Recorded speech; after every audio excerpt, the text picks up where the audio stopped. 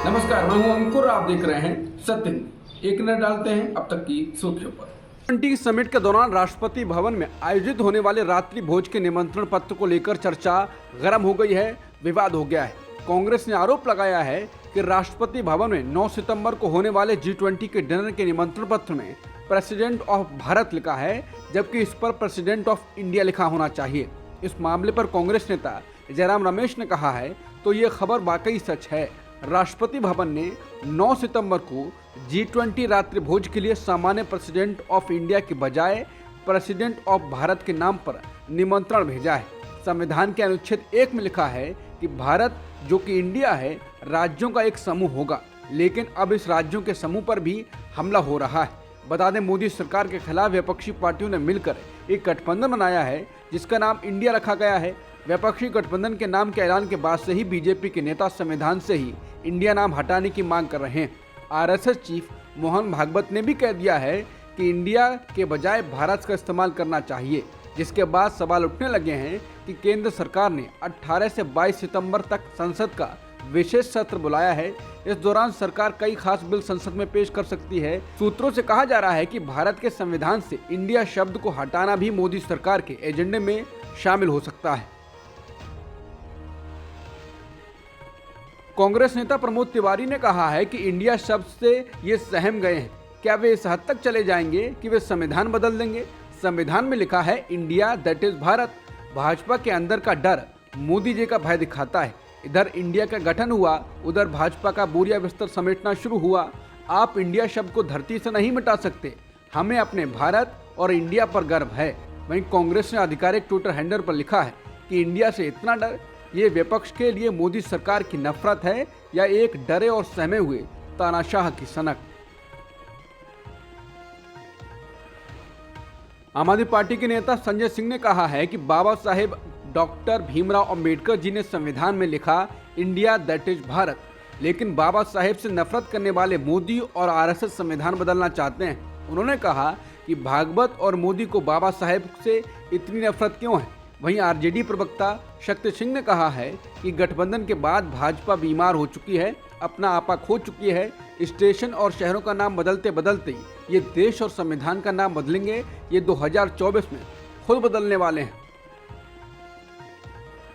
BJP सांसद हरनाथ सिंह यादव ने मंगलवार को कहा कि पूरा देश मांग कर रहा है कि हमें इंडिया की जगह भारत शब्द का इस्तेमाल करना चाहिए।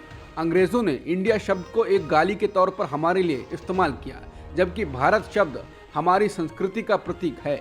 मैं चाहता हूं कि संविधान में बदलाव होना चाहिए और भारत शब्द को इसमें जोड़ना चाहिए।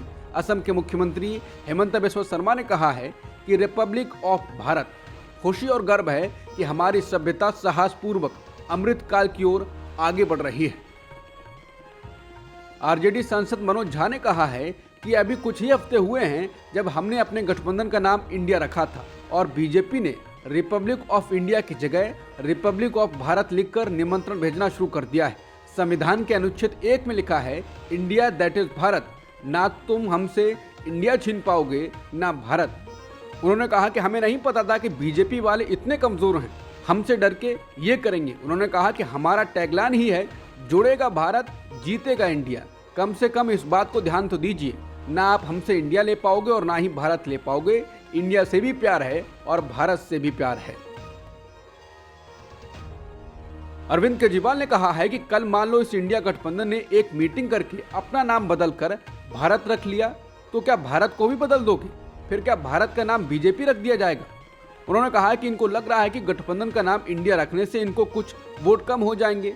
वोट कम हो जाएंगे तो देश का नाम बदल दो। ये तो देश के साथ गद्दारी है। देश के 6 राज्यों की 7 विधानसभा सीटों के उपचुनाव के लिए आज वोट डाले जा रहे हैं। इन सभी सीटों पर वोटों की गिनती 8 सितंबर यानी शुक्रवार को की जाएगी। मंगलवार को जिन सीटों पर वोट डाले जा रहे हैं उनमें घोसी उत्तर प्रदेश, बागेश्वर उत्तराखंड, डुमरी झारखंड, धूपगुड़ी पश्चिम बंगाल, बॉक्सानगर व धनपुर त्रिपुरा और पुथुपल्ली केरल शामिल है। इन 7 सीटों में से 3 सीटें बीजेपी के पास थीं, जबकि कांग्रेस, सपा, माकपा और झामुमो के पास एक सीट थी। घोसी में सपा विधायक दारा सिंह चौहान ने विधायक पद से इस्तीफा देकर बीजेपी का दामन थामा था।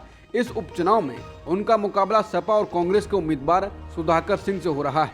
त्रिपुरा के धनपुर में बीजेपी की प्रतिमा भौमिक ने अपनी लोकसभा सीट बरकरार रखने के लिए इस्तीफा दिया था। बीजेपी ने प्रतिमा के भाई बिंदु देवनाथ को टिकट दिया है।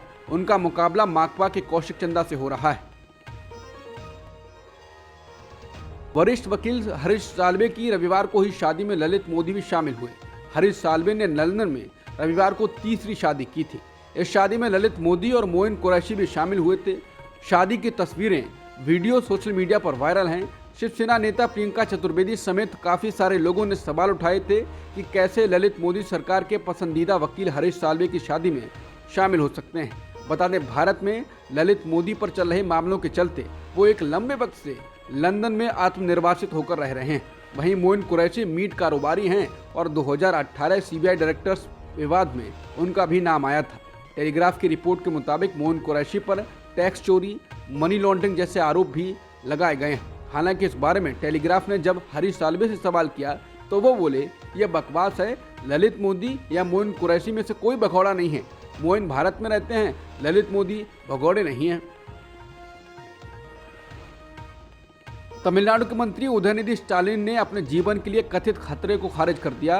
उन्होंने घोषणा की कि वो उस व्यक्ति के पोते हैं जिसने तमिलनाडु के लिए अपना जीवन दांव पर लगा दिया और इन खतरों के बारे में चिंतित नहीं है। बता दें, यूपी के एक पुजारी ने सनातन धर्म पर उनकी टिप्पणियों से भड़के भारी विरोध के बीच मंत्री के सिर पर 10 करोड़ का इनाम रखने की घोषणा की है। पीटीआई के मुताबिक अयोध्या में तपस्वी छावनी मंदिर के मुख्य पुजारी परमहंस आचार्य ने कहा, जो कोई भी स्टालिन का सिर काटकर मेरे पास लाएगा उसे मैं 10 करोड़ रुपए का नगद इनाम दूंगा। अगर किसी ने स्टालिन को मारने की हिम्मत नहीं की तो मैं खुद उसे ढूंढूंगा और मार डालूंगा। अब तक की सुर्खियों में इतना ही। बाकी खबरों के लिए बने रहिए सत्यहिंदी.com के साथ।